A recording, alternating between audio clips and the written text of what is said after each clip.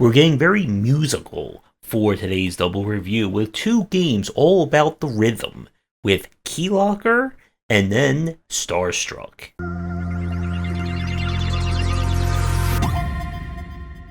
Keylocker takes place in a dystopian world where all the act of music has been forbidden. You can't sing, you can't write, and you certainly can't compose.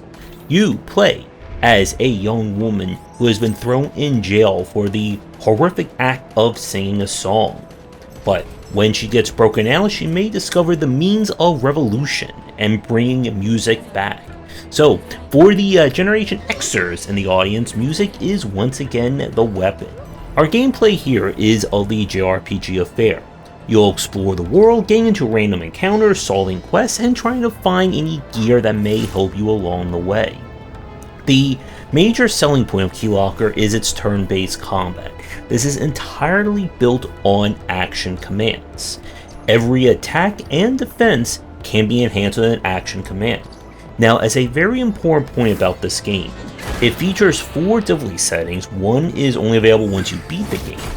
The difficulty settings do not change the timing or the easiness of the action commands. Instead, it affects their impact. And much like in Eichenfeld, this is a game where missing the action command or doing it perfectly can turn an attack from being a wet noodle to a nuclear bomb respectively.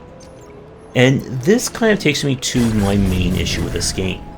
I've been growing very tired of action commands, and this game features some very challenging ones. While you do get a kind of white flash when you are supposed to be properly timing it, it's one of those cases that by the time you see the white flash, it's almost already too late to hit the button to get the perfect timing. And again, missing it and getting it right greatly affects how long combat takes. And this is further exacerbated by how the kind of combat rules work.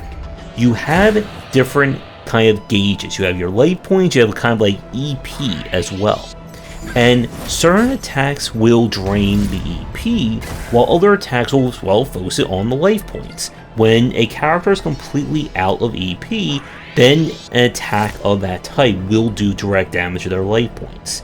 EP is also used as kind of like your spell casting or your MP as well. And this can lead to combat based on which class you choose at the start being very slow or very fast. I would say if you're going to only play this game once or looking for an easier build, you want to focus on a character who predominantly is about, well, doing direct damage, as choosing a character who can only buff or debuff as their primary form, like I did with the hacker, means that you're kind of relying on having partners.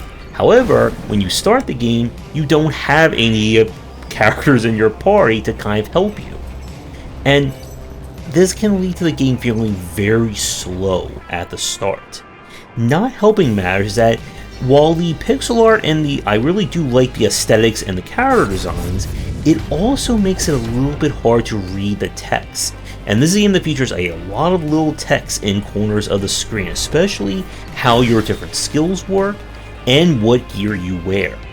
The game goes for kind of a side grade system where different gear will enhance X but will reduce or penalize Y. And if you're not careful, you can severely debuff your character and slow down combat even more. And it's a shame because I really do like the art style and the story of this game. But if you are not a fan of action command based design, then you definitely want to stay far away from this one. If you did enjoy Eichenfeld and looking for a game that takes that kind of action command system even further, then this definitely comes with an easy recommendation.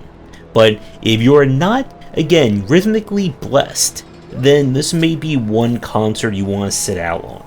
We go from Music is the Weapon to a musical almost directed by David Lynch with Starstruck Hands of Time. We have traveled back in time from the year 30XX to 20XX to save the future from a malevolent force known as the Mold. And it's going to be up to us, 2 local teens, and our hand in order to save the day. I love the aesthetics and art style of this game. It reminds me a lot of kind of the promotional materials they put out for Earthbound, where everything was represented by like a sculpture or like a little figurine, and this game definitely hits that, along with a lot of other stuff along the way. Our gameplay is kind of split between 3 modes. You have your general exploration of this town. When things go awry, you'll need to play music in order to save the day or move the plot along. And then the game adds this kind of mini game where you play as your own hand that must go back in time and wreck things in order to somehow save the future. Don't let any time anomalies get in the way of that one.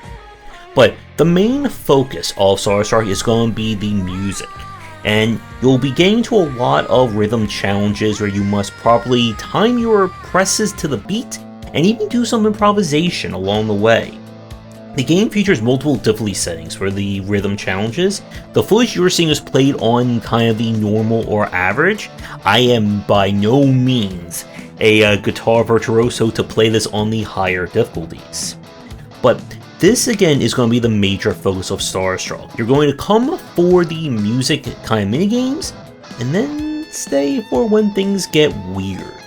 And when I say weird, I mean very weird. This is a title where the mood can change at the drop of a hat, as you can go from a very pleasant story to this.